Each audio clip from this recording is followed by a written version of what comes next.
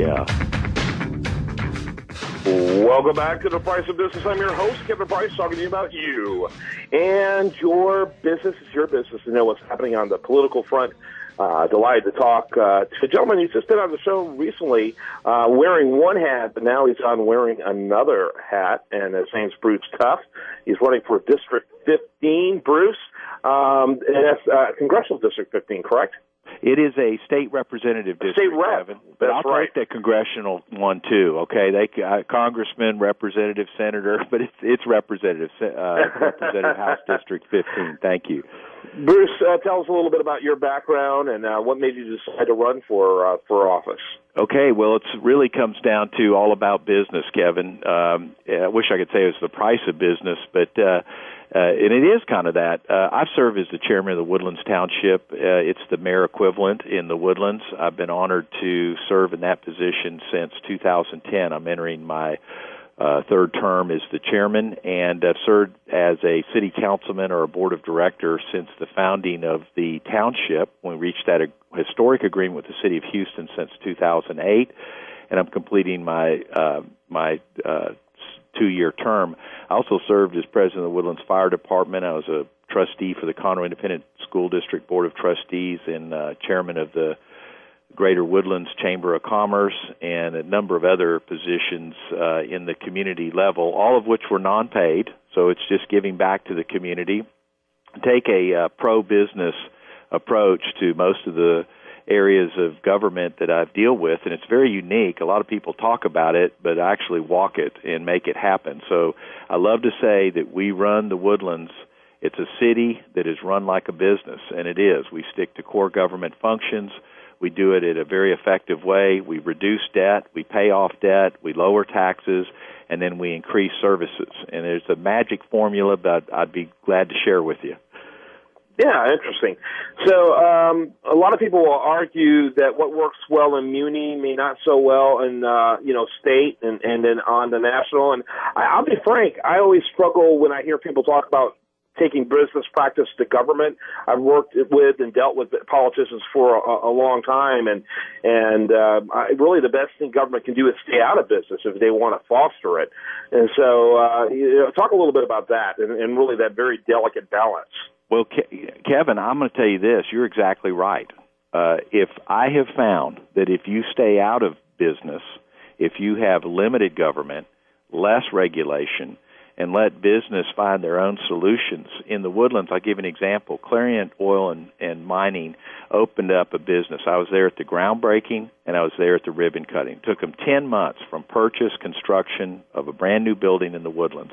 We have very low regulation, very limited government control, permit, planning, processing, all of that, but we do have covenant standards.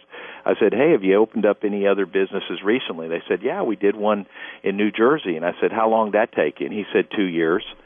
So we look at us, under half the time that they did in New Jersey. And he said it was a nightmare just trying to get that business open there. That's why you have all of the businesses coming to the Woodlands. Anadarko is expanding another tower. Even though ExxonMobil is south of the Woodlands, they're building an administrative headquarters in the Woodlands, 1,400 employees. Repsol's an international international Spanish business that is locating a headquarters in Woodlands. Also Talisman, Canadian company, coming down here, big presence. This is just what they are telling me at that Economic Outlook conference. They love the business. They love it for low regulation, limited government, low taxes, and ease of operation and quality of life. Now we have quality of life to add, and we have great schools. So, but you're right. I mean, Kevin, I can talk about this, taking it to state level and federal level.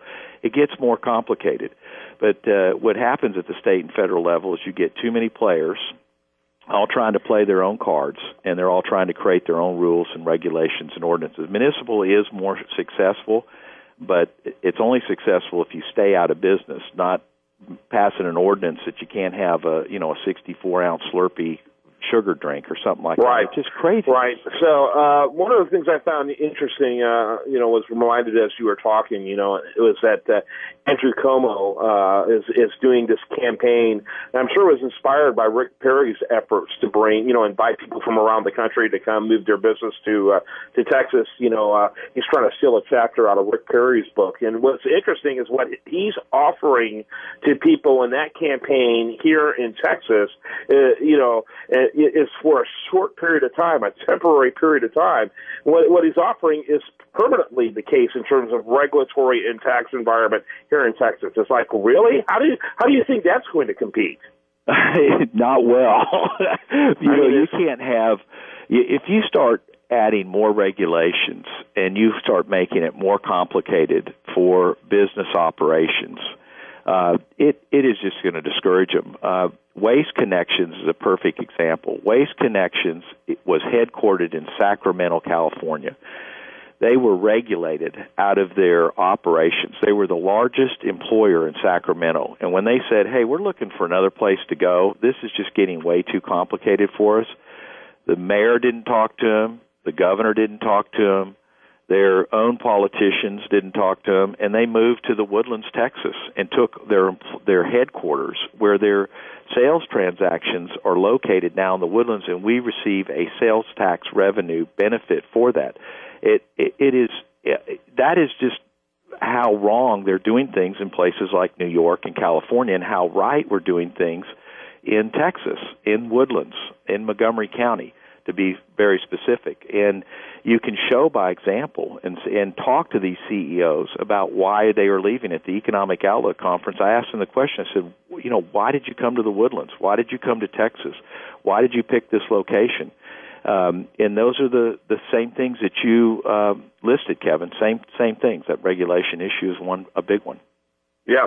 So are you in an open primary, or is it a contested seat against an incumbent? What's your situation? I'm not against an incumbent. The former state rep is running for state senator, so it's an open seat, but I do have an opponent in this election. So it is a heavily contested election. I'm working very, very hard. I'm using my years of experience in serving the Woodlands community in a volunteer, non-paid position. So I'm not a politician. I'm just giving back to my community, but I want to offer myself for consideration to the voters of the Woodlands to serve them in Austin, Texas. And the district includes the Woodlands, Oak Ridge, Shenandoah, Legends Ranch, Bender's Landing, Spring Trails, Woodlock. It has a very broad area. It goes south of San Jacinto River, north of Spring Creek, takes Woodlands in Montgomery County.